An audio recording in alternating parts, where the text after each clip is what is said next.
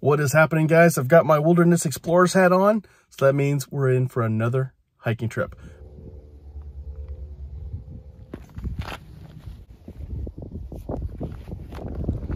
So, I am parked here, paid $10 for 2 usage days. Gonna hike along the shoreline like so, and get to, where'd you go? Eagle's Roost, it's about the halfway mark. Let's head on out.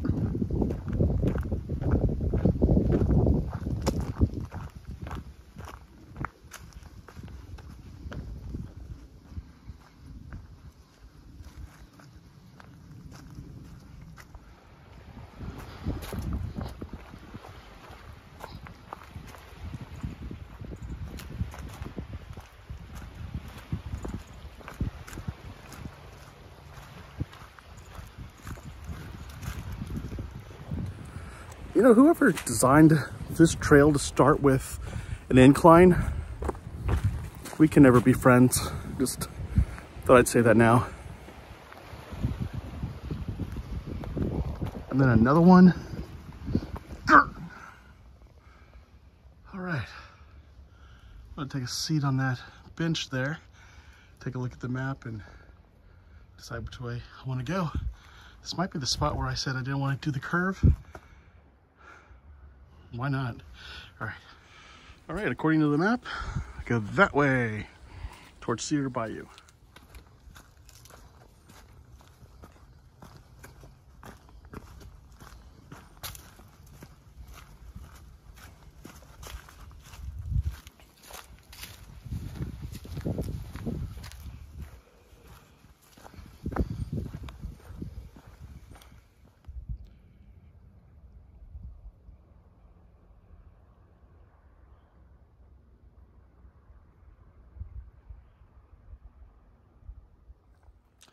Cool thing is, the lakeside's a lot easier to get to than, say, Goodwater Loop, where there are a lot of cliffs.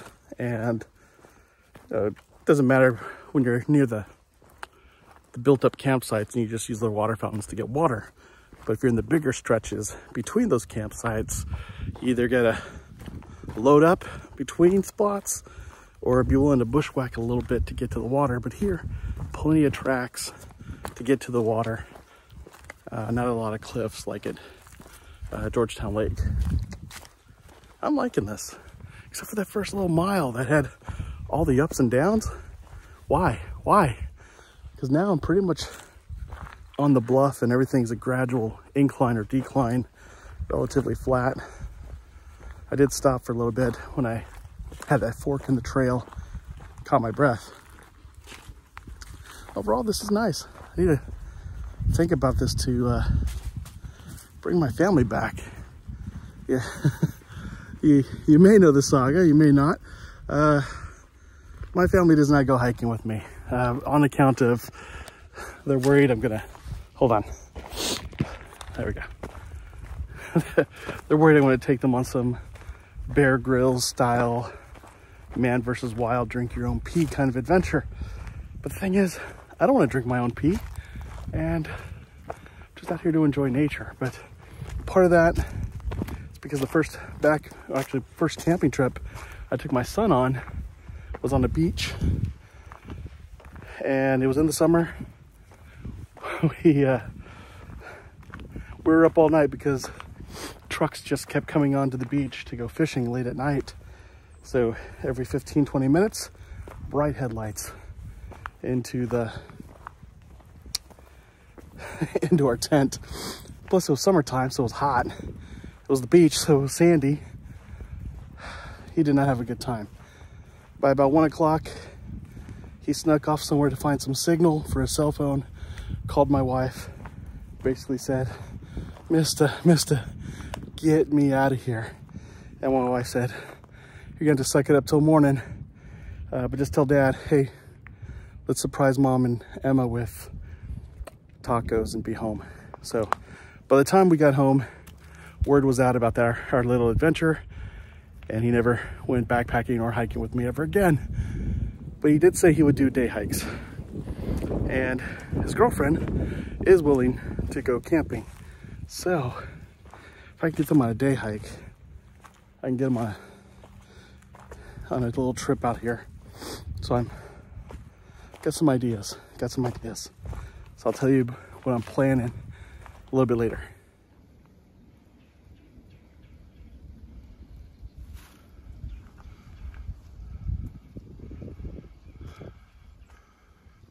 What if it's a trap?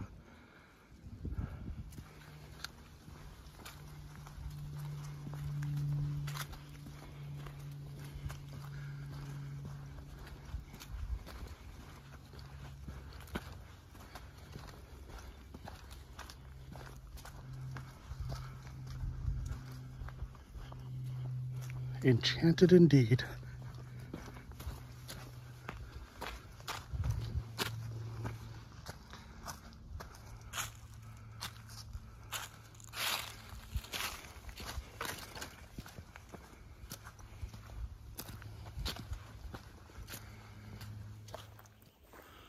So, fun lesson the hard way. Enchanted Forest Trail popped me right back on the trail. So it's a loop. It's a freaking loop. Out of the way. I should have checked the map. But I figured something was up when Fisherman's Cove is right back there. Son of a gun. That sucks. Doesn't like backtracking to that way.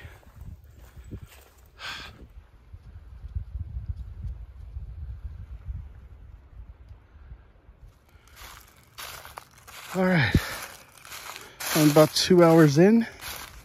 Gonna stop off at this little fire ring. Make myself a late lunch. All right, I'm gonna use my Super Cat alcohol stove. It's made from a tomato paste can and a Fancy Feast nestled in with, can't really see it, but carbon felt with some holes punched in at the bottom. So it'll soak in there, and you'll see if you haven't seen me use that before. I'm going to make myself some leftover Christmas dinner.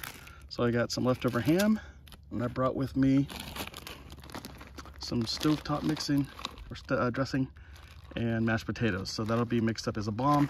Two cups of water let's see, I think it was a half cup of dried mashed potatoes, Idahoan, and then a cup and a half of the stuffing. So that might be a little too much food for me to eat because I still need to hike another 2 to 3 miles. And then I'm gonna use my new Sea to Summit Alpha 1.2 pot, thanks to my mother-in-law. And yeah, let's get cracking.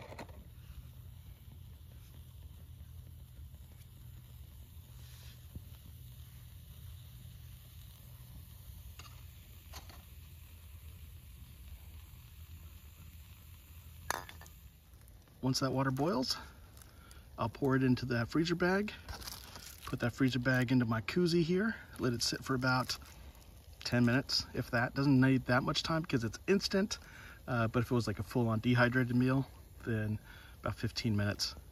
And this would keep it nice and toasty the whole time.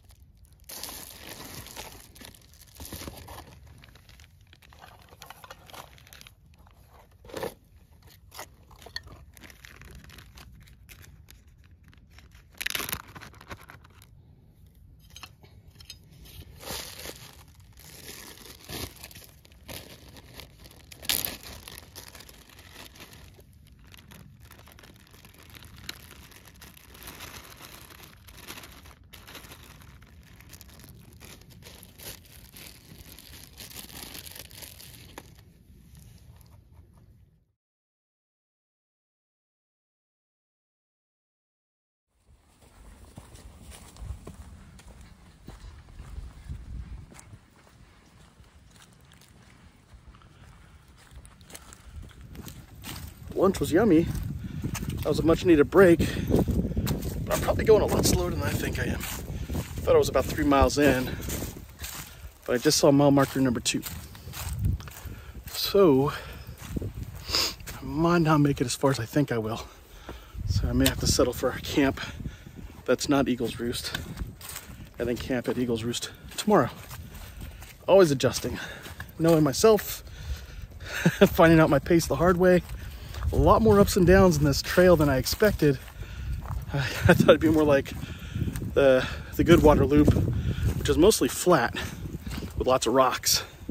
This is a lot of up and down slopes, very small ones, but steep enough to slow me down.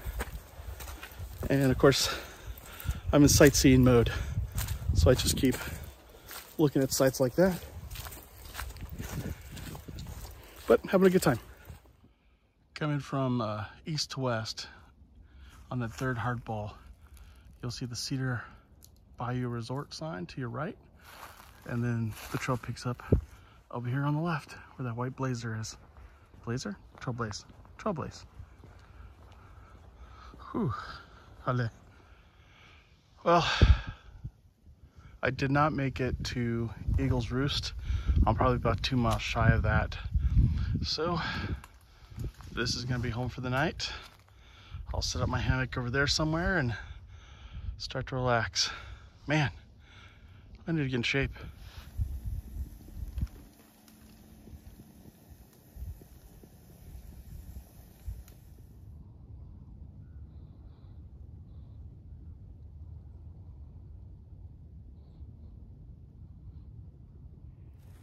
All right, well, all kinds of foobar on my trip. Apparently I was hiking slower than I thought, so I did not make it to Eagle's Roost. I made it to Lost Loop Campground. It was getting dark, so I set up camp, had my hammock up. It was nice at first, but then it got cold. And my underquilt plus everything else I tried to put in place wasn't keeping me warm, so I had to go to ground so I could have insulation from the cold, and that worked. But now the sun is up, we get that temperature dip at sunrise. My feet are cold again, but it's time to pack up and go. I'm just gonna have to cut this short because I'm not gonna make it to the other end at the pace I'm going in the time frame I need or have. So yeah, that sucks, but gotta do it. I'll be back. This is a nice trail, lots up and down, and maybe try during the warmer months so I got more daylight. So we'll do that. All right, let's get a little tour of Lost Loop Campground. It's only about 4 miles in from the trailhead. I hiked about 5 because I took that weird circle on the Enchanted Forest. Great for a return trip if you're doing, if you start east to west and then come back west to east like I planned.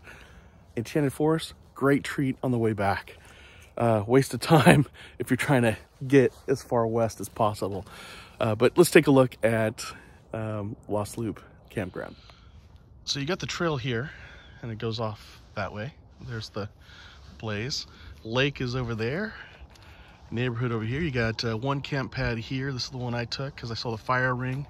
You got another tent pad over here. And then further down, about 200 feet, 300 feet, whatever that is, you got another fire ring as well. There's a nice big home over here. I didn't go there, but they had a dog that barked loud last night and kept everybody up. I think I heard the owners of the dog yell at him to shut up. There's my pack covered in frost. It got down to 29 degrees last night. Anywhere else in the world that's normal.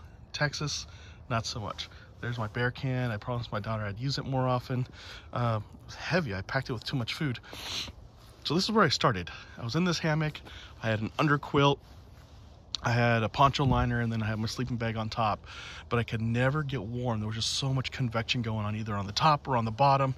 It was just dumb. Great hammock though. I was very comfortable until the cold hit, and then not so comfortable. So at about 2 in the morning, I realized this was going to be the whole night.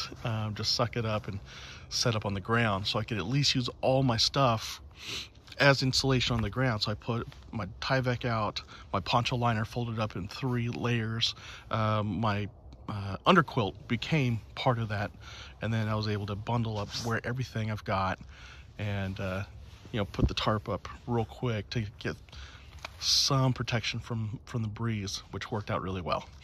For the most part, kept me protected from the wind, kept me insulated from the ground. I'm actually colder now that I'm up and moving than when I was bundled up in there. It was the first time the entire night my feet were warm, was when I was in this setup. So this worked out really well. Didn't have my sleeping pad, thought I didn't need it. I was wrong. So that is a very versatile piece of kit I will keep with me forevermore. All right, it's now 10 minutes after 8. It's warmed up to a blistering 31 degrees. And I'm just gonna slowly walk back to my car. Probably a mile-an-hour pace, mile and a half. Don't wanna get too sweaty. But if I get bored, I'll walk faster. Might take some shortcuts. We'll see. So I missed this sign yesterday. Looks like you can park up here. I'm at the third hardball that you cross. The third one I crossed yesterday. And then Cedar Bayou Marina Resort is over that way. But yeah, you can just park your car up here, shave off a few miles, pick up where you left off, say like me. That's an option. All right, if I were a good boy, that'd be the way I'm going. But I just want to get home. It's cold. It's cold. So I'm gonna cut through Cedar Bayou Resort, pick up the trail off of Dove Lane. Right before the gate, you've got this hiker registry. I've already signed it, but it's really cool. It's got a map in there. Turns out, let's open it back up. I'm not going to show you the log itself, but there's a map right there. Looks like it was 4 miles out to Lost Loop Camp, plus the extra loop I did with the Enchanted Forest. So just, I'd say 4.5 miles. Good thing I did not push on to Eagle's Roost, because that was another 2 miles out. So that would have been a 6-mile hike as I expected. But I was moving slower than I thought I would because of tourist mode, rerouting. Turns out, you know, the trail is marked, but you got to pay attention. So you got to use a combination of the trail markers, map. I'd recommend all trails, because you start to see where you think you're following the hiker trail because you see a red marker up ahead, and that's the red markers are for the mountain bikers. All right, I'm back on trail. It's about 2.5 miles to go to Juniper Point. Hopefully my car's still there.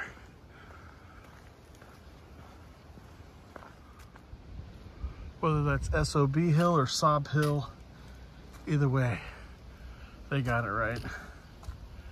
All right, this looks like a good spot for a coffee break.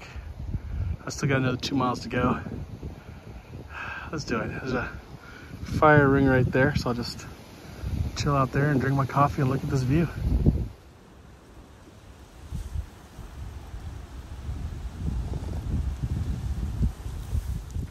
So remember when I said don't trust the trail markers?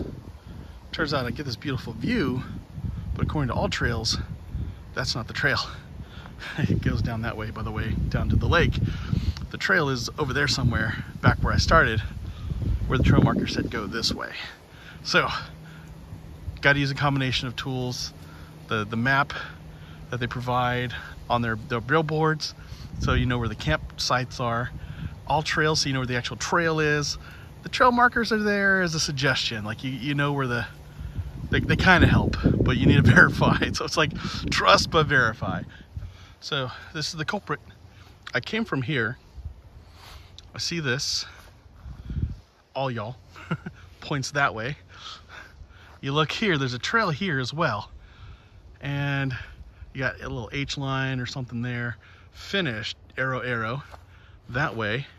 And then, oh look, there's a blaze right there. So off that way I go.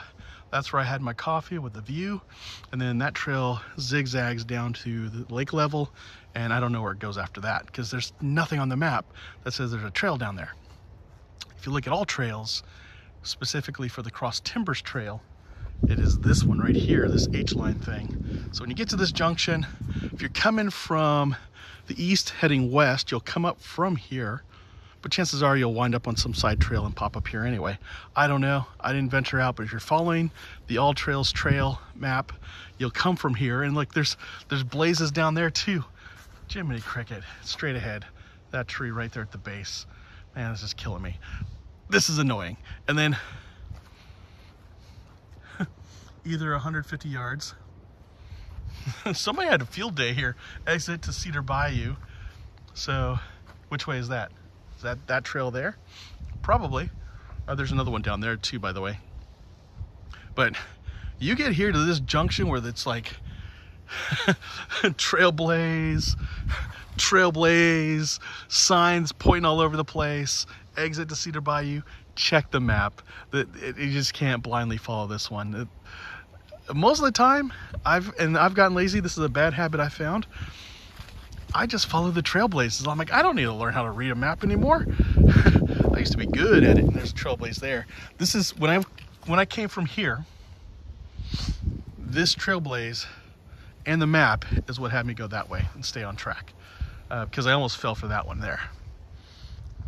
Anyway, yeah, the state parks in Texas, as well as the Ouachita National Trail in Oklahoma, made me really lazy.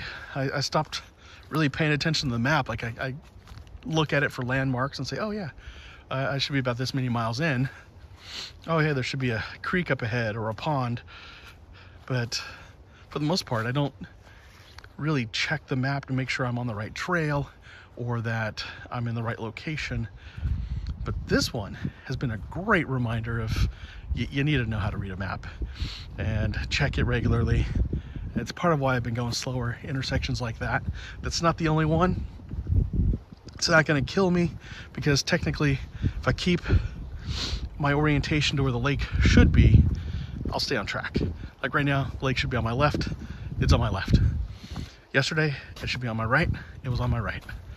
So if you keep your orientation, you should be fine.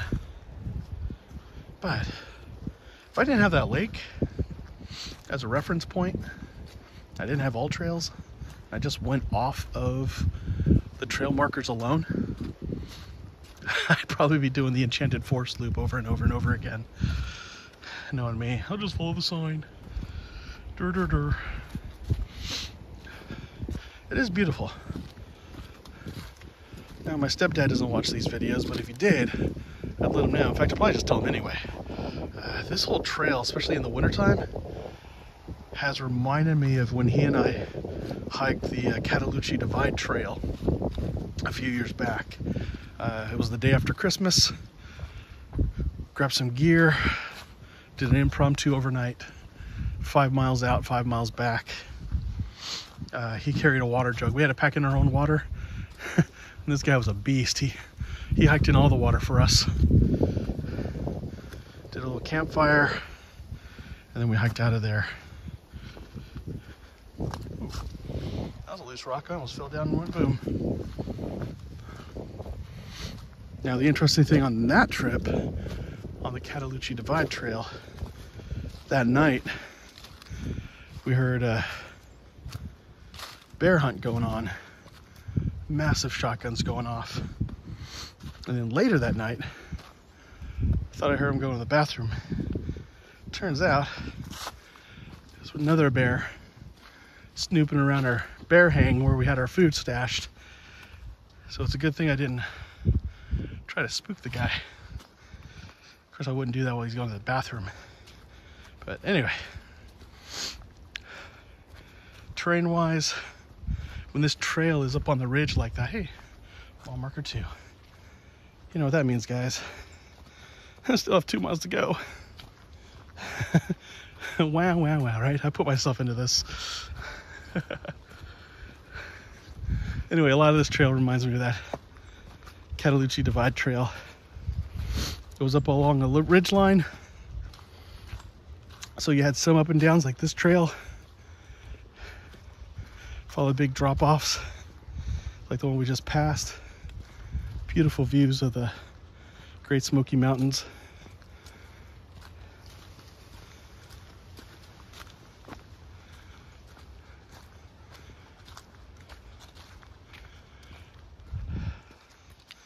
This is nice. If I got here earlier, I probably would have hit my original goal, but I still would have called it. Yeah, that's where I had lunch yesterday.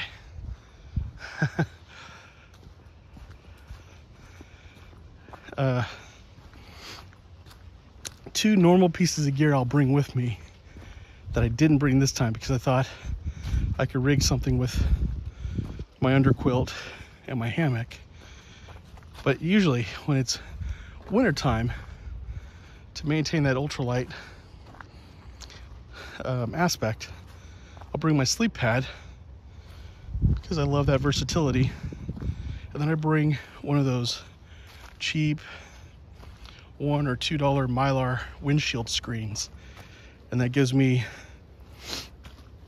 extra insulation from the ground or in my hammock. So I put that windscreen underneath my sleep pad. No, I didn't almost fall. You almost fell. So yeah, I'll put that windshield screen at the bottom. That'll reflect heat back up as well as keep stuff away. And then I'll put my sleep pad on top of that. So whether I'm on the ground or in my hammock, that's usually what I do during the winter time. It's just been more reliable, more versatile, and lighter. It also takes up less space in my pack because I can strap it to the outside. It's one of the few things I'll actually strap to the outside. I don't know why. I don't like things dangling from the outside of my pack. And I see a lot of hikers, they do. And I'm sure it's all practical. For me, it's more of, I don't know. Just don't like things dangling, swaying around and throwing me off balance or making noise. Anyway, so that's what I usually bring. Windscreen, sleep pad, and that works for either on the ground or in the hammock. So, last night should have been a very comfortable sleep because for the top, I'll bring my poncho liner and my 40-degree quilt. Combining those two will allow me to go down as low as 30 degrees, even 20 degrees very comfortably. And that would have been the case if I had the under insulation going really well.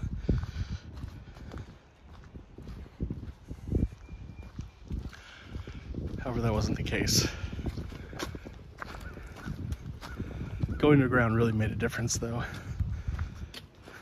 I'm not gonna say I was scared, but I was definitely mad at myself. Because I was looking at either a very uncomfortable night of no sleep, some cold feet the whole night,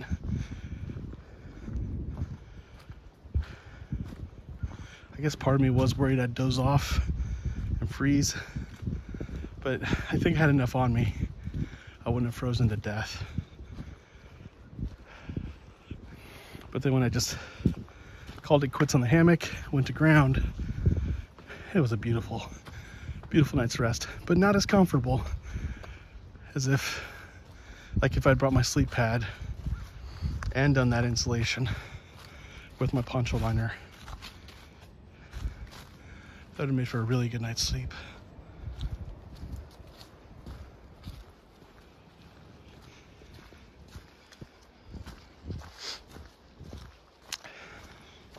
So I'm sorry guys, I didn't make it to Eagle's Roost or even to the other end and back like I had planned. That's a drop.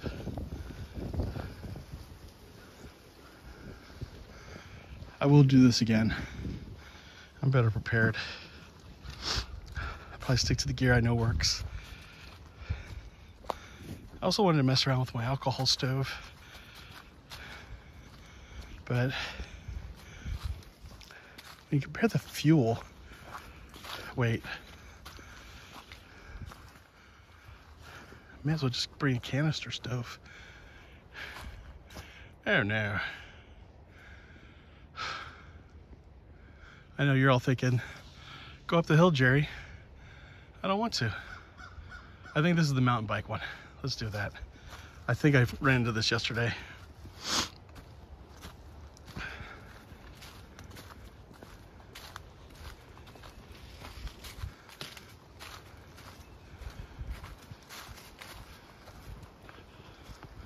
There's the lake over there. On my left, where it should be.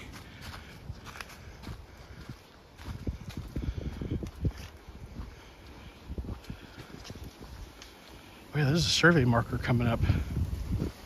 So if you don't know, this place is maintained by the Army Corps of Engineers. I believe the lake is a reservoir. And just put a rec area on each side.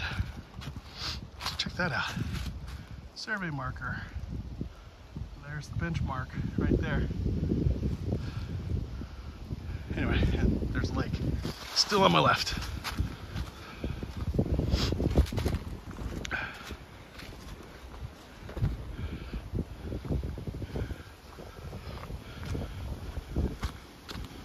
Okay, I'm gonna pause and concentrate on my hike here.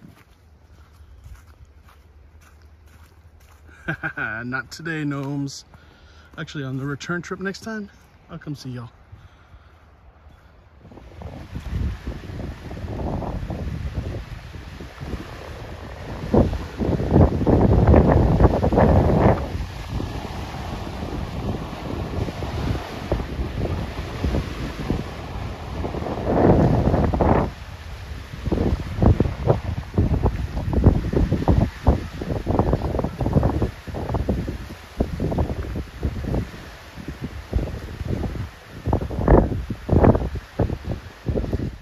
All right, I am all done. Took 3 hours to get back, but I did stop for the coffee break, but still took 3 hours to get back. Overall, great place to do a day hike, overnighter, 2 nights, 3 nights. Great way to do a shakedown if you're trying to get a lot of elevation to train for something bigger. Lots up and downs in this one. Not like long half mile to a mile at a time, but you are going up and down a lot. It's like whoever designed this trail said, hey, we can follow the shoreline, but what's the fun in that? Let's take all the spurs. Let's take all the ridges. So you spend more time going up and down spurs and draws than you do actually walking along the ridge. That's what it felt like. But overall, I liked it. I'm coming back. Now on the downside, a couple of things I learned about me. I got to get in better shape. And don't shortchange the equipment you need. That's probably the 2 things. But fortunately, I knew when to throw in the towel and did that, but I am coming back out. And then I mentioned earlier that I had an idea to get my family on board, and that was the idea of, coming out here, starting at Juniper Point, and the goal is we're gonna hike out to one of these campgrounds. We'll pick maybe 2 miles to 3 miles out, maybe the one I camped at, Lost Loop. At any given time, if somebody's just in it for the day hike, they can turn around and go back to the car. So they got to be mindful of the return trip. If they just want to do one night, they can stop at the first night and then head back to the car that next day. Or if they want to go the whole route with me, go the whole route. So I got to work up to that myself. So anyway, that was my thought. And that way, those who just want to do day hikes can go out there with me and spend some time together. Those who want to get into camping in my family, but only got one night in them, they could do that. And the ones who are like want to go gung-ho, we can go for it. So anyway, I hope you enjoyed this video, got something out of it, and make your own trip out here.